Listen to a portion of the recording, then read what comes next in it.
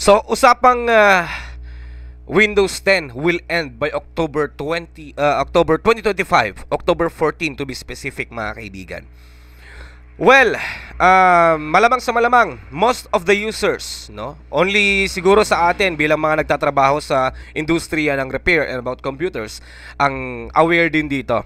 Pero itong video to para sa mga regular clients natin, mga kaibigan. Yes, tama po ang inyong narinig. Microsoft will no longer or will end its support to Windows 10. Itong laptop na nakikita natin ngayon, naka Windows 10 po ito, mga kaibigan, by October 14, 2025. Paano malalaman kung ano yung specific OS na naka-install sa laptop natin? Punta lamang po dito sa my File Explorer. Yan, then this PC, right-click natin to. And then sa Properties, makikita natin dyan kung naka Windows 10 tayo. Well, there is something na kailangan nating pag-isipan by or before October 14, 2025. Pero ano bang mangyayari? Once na matigil na ang support ni Microsoft, will I still magagamit ko pa rin ba ang aking laptop na mayroong Windows 10 operating system? Yes, you can use it until it runs, mga kaibigan. Pero, yun nga lang, katulad ng nangyari sa Windows 7, Windows 8, naputol na, wala na ang mga updates.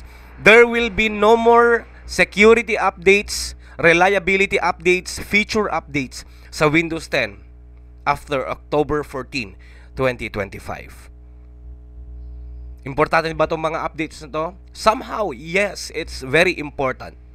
No. And we have some very important questions na kailangan malaman natin bilang mga regular clients.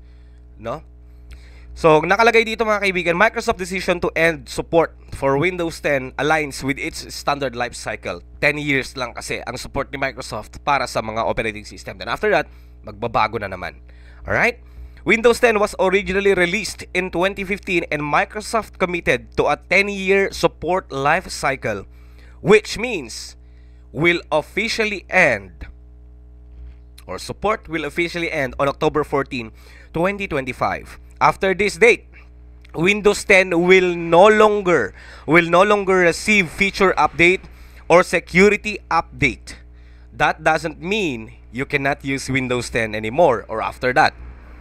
You can use it for as long as it runs. Katulad ng nasabi natin kanina, pwede nyo pa rin siyang gamitin. Yun nga lang, hindi na kayo makaka-receive ng mga important na mga updates.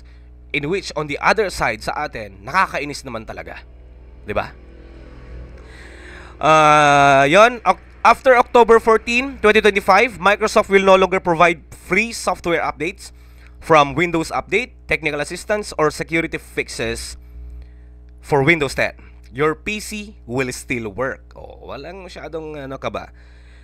But, ito according kay Microsoft, we recommend you moving to Windows 11.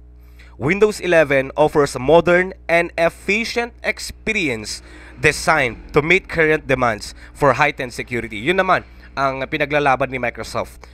For security purposes, mas maganda daw ang Windows 11. Pero ang problema, hindi lahat ng device supported kay Windows 11. Ano mga pwede natin gawin?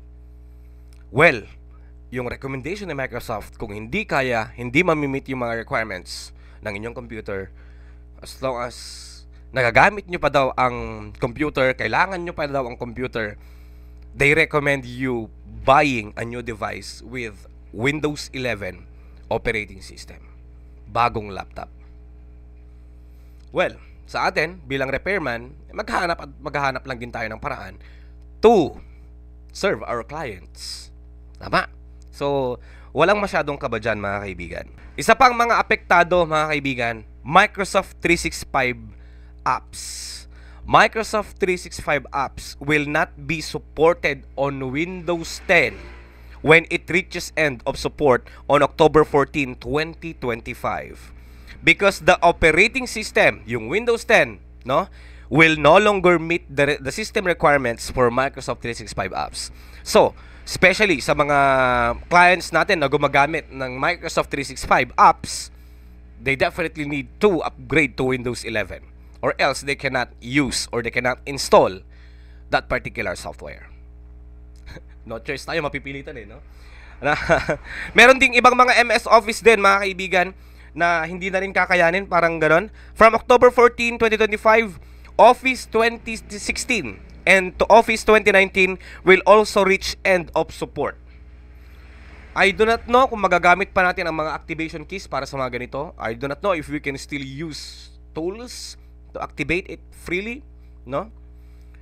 So, yon, Office 2016-2019. To remain supported, we recommend you consider one of the Microsoft 365 subscription options. Ganun talaga. So, eto, yung kadalasan, ano ba? Matatapos na ba? Masisira na ba yung computer natin? Hindi naman.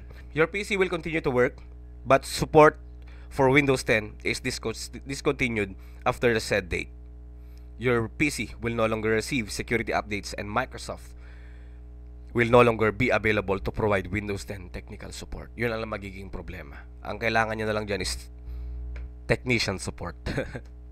So yun, dapat nyong malaman yan mga kaibigan. Ganun talaga. Wala tayong magagawa. Technology is emerging, continuous yung development. And computers, hindi na mawawala yan sa buhay natin. Pa-upgrade na ng pa-upgrade. Pamahal na ng pamahal ang mga computers ngayon. Hope we can still find way, especially sa atin na nandito sa remote area. Whew! Ganun talaga. Magagamit pa rin yan. Pero katulad nila, wala nang updates. Thank you for watching.